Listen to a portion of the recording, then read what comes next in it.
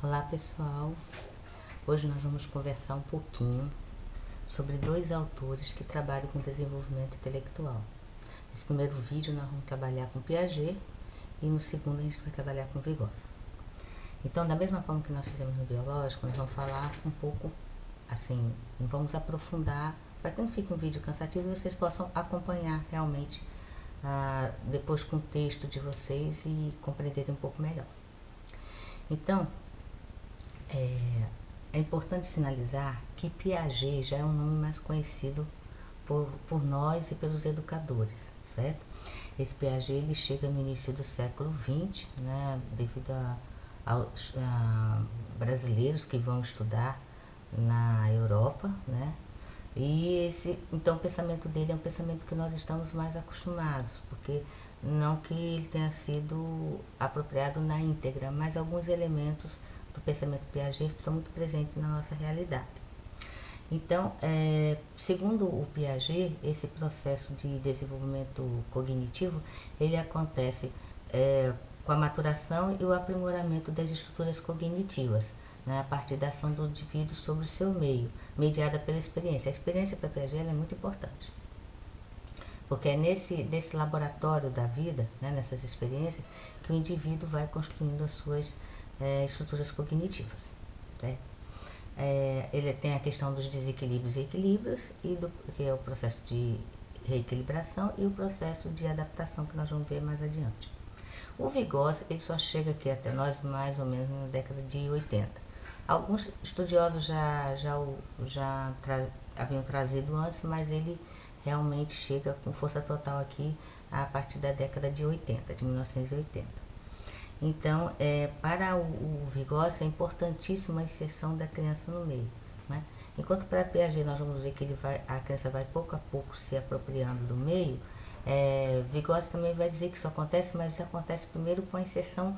Ele nasceu num mundo simbólico, né, com seus códigos linguísticos, e ele vai tentando se apropriar desse mundo, mas as coisas não chegam passo a passo como em Piaget, elas chegam de forma total, né, o indivíduo e o seu contexto, né, o contexto histórico, não só o contexto imediato.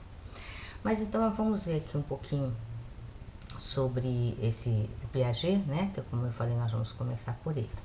Então, o Piaget, nós temos uma parte histórica no texto, né, dizendo onde ele nasceu, que foi na Suíça. Né, e vocês vejam que ele nasceu num país liberal democrático. Então, todo o pensamento de Piaget ele está relacionado a esse espaço onde ele nasceu, certo? E aí depois vocês leem a história dele, né, e situem naquele primeiro texto sobre a vinda dele até o Brasil, né, a chegada das ideias dele. Então isso lá no texto inicial você já viu.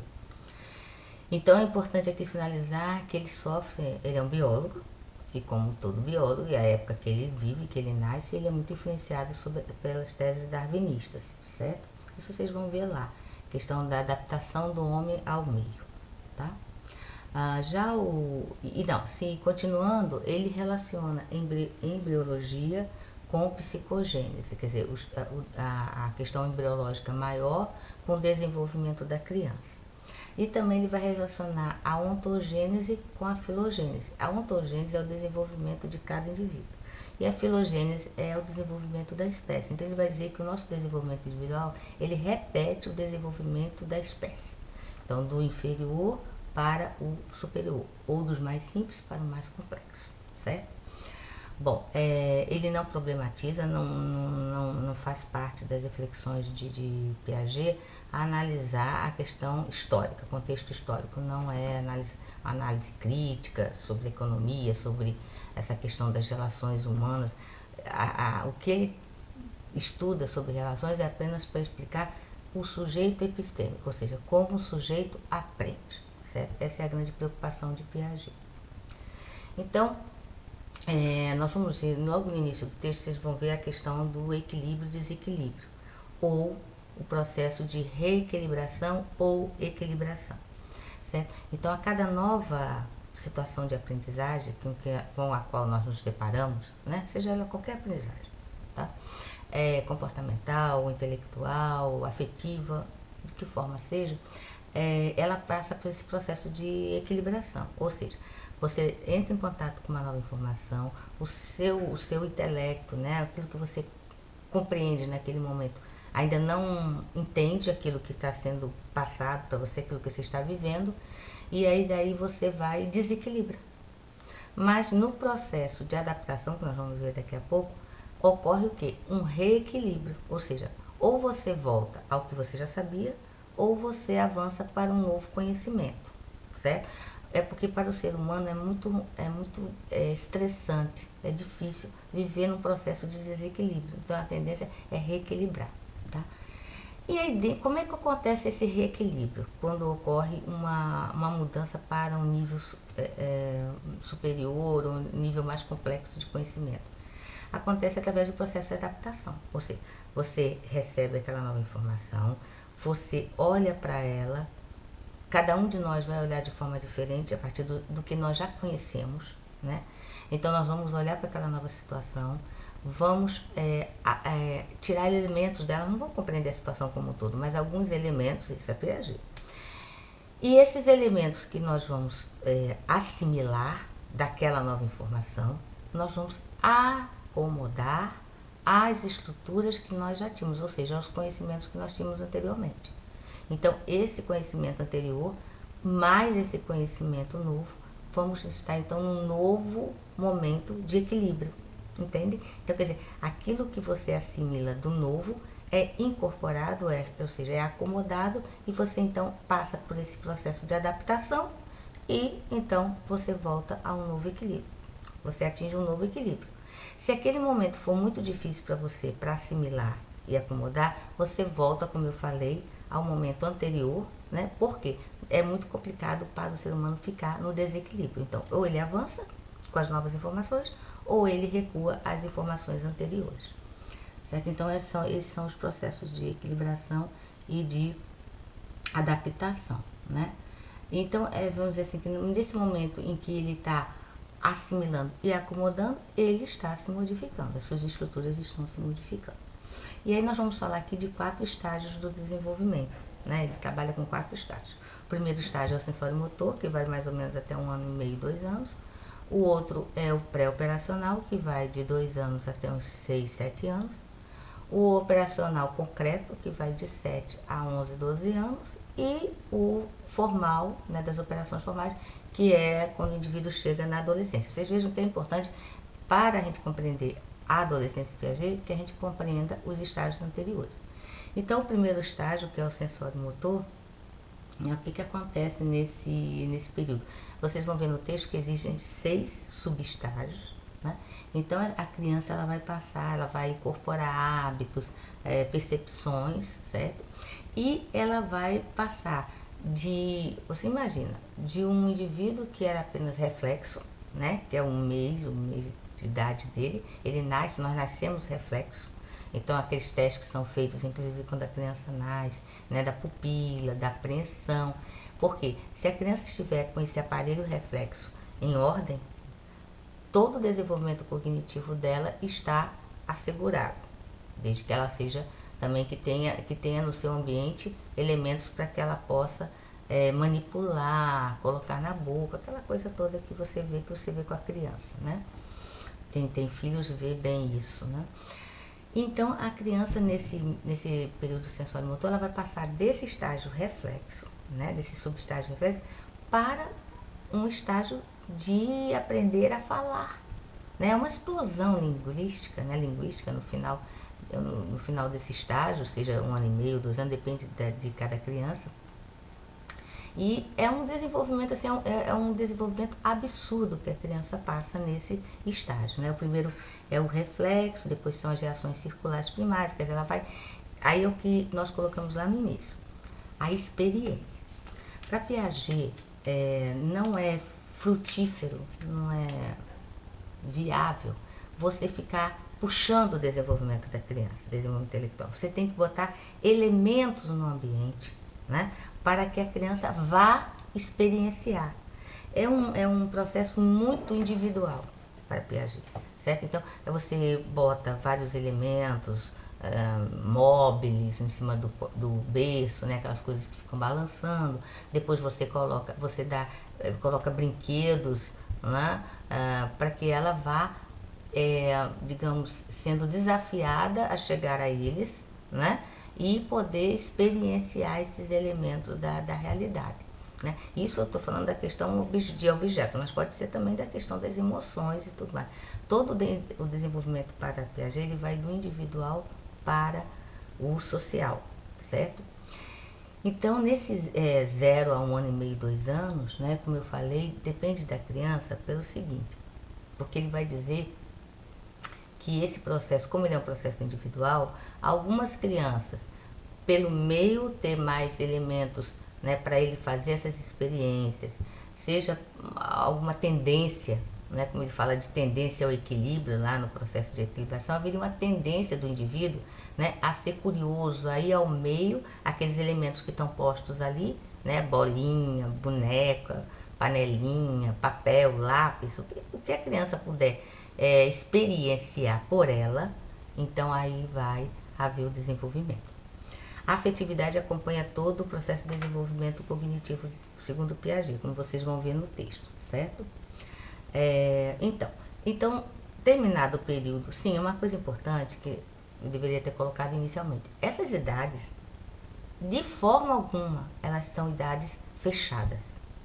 Né? Quando bota de 0 a 1 ano e meio, 2 anos, é um parâmetro. Para as pessoas que estão lidando com a criança terem uma noção. Por exemplo, se a criança chegou ao final desse período, né, e ela ainda não consegue falar, né, dominar, né, minimamente a questão linguística com a qual ela convive, então isso é um parâmetro para a gente ficar mais atento. Né? Uma criança que não fala aos 5 anos, né, ou que tem dificuldade de se relacionar. Então são dados que a gente tem que estar atento. Mas de forma nenhuma essas idades são camisa de força. Então, a questão do pré-operacional é muito interessante, porque o período pré-operacional e operacional concreto é um período que tem características próprias. Então, a criança no pré-operacional, ela é centralizadora, quer dizer, ela vai olhar um óculos, ela se pega em uma parte desse óculos. Né? Ela não é capaz de ver o todo do óculos, ela vê parte do óculos. Né? Ela não consegue ver aquele óculos num contexto maior. Tem a centralização, então, tem a característica do egocentrismo, que é fortíssimo, não é um egoísmo, ela se centra nela para analisar as coisas, certo?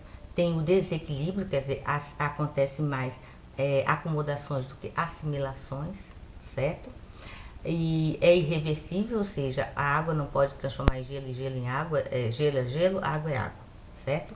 E o raciocínio transdutivo, que é como eu coloco aqui, se o pai todo dia vai esquentar água para ir trabalhar, para barbear ou qualquer rotina de casa, ela vai associar que no sábado e domingo vai acontecer a mesma coisa que acontece de segunda a sexta, certo? Ela deduz, é transdutivo. O que acontece num dia vai acontecer em todos, certo? Nas operações concretas, tudo isso se modifica. O egocentrismo é o primeiro que vai desaparecendo, até porque ela entra na escola, né, e ela vai começar a prestar atenção na opinião dos outros. Mesmo que essa criança faça parte da escola desde muito pequenininho, é só nessa fase em que ela vai ser cobrada. Né? A escola começa a cobrar rendimento da criança, digamos assim. Né? Que ela seja boa nisso, boa naquilo outro. Né? Então, o egocentrismo, nesse momento, ele tem que reduzir para que a criança possa também ouvir o que o colega tem a dizer. Né? É muito interessante que lá no primeiro período, né, e no início do segundo, há muito mais um monólogo coletivo do que um diálogo entre as crianças, certo? Eles conversam e não necessariamente estão falando da mesma coisa. Mas então, nas operações concretas, o egocentrismo, ele perde a sua centralidade, né? Porque mesmo que aí entra a questão do egoísmo, né? Que é uma coisa que os pais têm que estar muito atentos, os professores também. Então vai haver também a descentralização, então ela já vai prestar atenção em outras qualidades do objeto, né? Não apenas aquela que ele tinha no período anterior, que ele destacava no período anterior. Vai acontecer as transformações, então ela é capaz de ver que a água se transforma em gelo, o gelo transforma em água, que é diferente do anterior, que é dos estados. Os estados são estanques, a água é água, gelo é gelo. Né? Então, o que ela está vendo é o que é. Aqui não, ela começa a entender que o gelo pode virar água. E aí a escola também ajuda muito na questão dos processos de evaporação, solidificação, né? São conceitos que a escola vai colocando. Tem também a questão do equilíbrio, então assimilações e acomodações, ela vai fazer mais esse processo de acomodação, certo? Reversibilidade, como eu já falei também, da questão de um estado anterior a outro. Vocês vão estudar isso bem direitinho, eu acredito que o vídeo vai ajudar. E ela também sai daquele pensamento transdutivo para um indutivo, ou seja, do particular para o geral, e do dedutivo, do geral para o particular.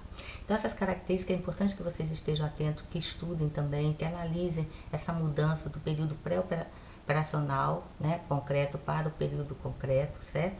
Vocês estejam analisando isso aí. Já na adolescência, então, nós chegamos ao período das operações formais, né? E nesse período, a criança que agora é um adolescente, né? Ele já é capaz de pensar em termos abstratos. Agora ele começa a se deslocar do concreto. É muito comum a escola que adota essa leitura piagetiana, trabalhar com elementos concretos, tampinhas de garrafa, palitos, para fazer contas, por exemplo, 2 palitos, mais 2 palitos. Tem um tais de cubos dourados também que são usados, que vai da unidade até o décimo, né? 10 quadradinhos da unidade, depois 100, né? Para que ela veja, né? Essa mudança e esse aumento, né, matemático e tal. Então ele trabalha com as concretas. Já na operação formal, não. Ele já é capaz de mentalmente fazer essa leitura, né? Outra coisa também, levantar hipóteses, testá-la. A diferença entre o pensamento do adolescente e do adulto é que, como o adulto já passou por várias experiências, isso segundo Piaget, certo? Como ele já passou por várias experiências, então o adolescente que ainda não passou por essas experiências, digamos que as saídas que ele encontra para os problemas são sempre muito mais simples do que para o adulto. Porque o adulto tem um pensamento, consegue ser mais complexo por conta da experiência que ele tem. Você veja que o pensamento de Piaget está muito centrado na questão da experiência, certo, gente? Bom, eu espero poder ter ajudado a vocês na hora do estudo, e qualquer dúvida estamos aí para tirá-las, eu, o Hércules, certo? E os próprios colegas naquele debate dos fóruns, tá certo, gente? Então, até o próximo vídeo, que eu daqui a pouco estarei gravando sobre Vygotsky. Tchau, tchau.